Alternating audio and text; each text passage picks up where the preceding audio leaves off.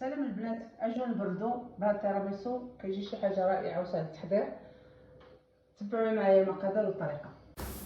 كناخذوا البسكويت كنستفوه في المول، وكناخذوا كاس ديال الحليب مع معلقه ديال قهوه سريعه الذوبان.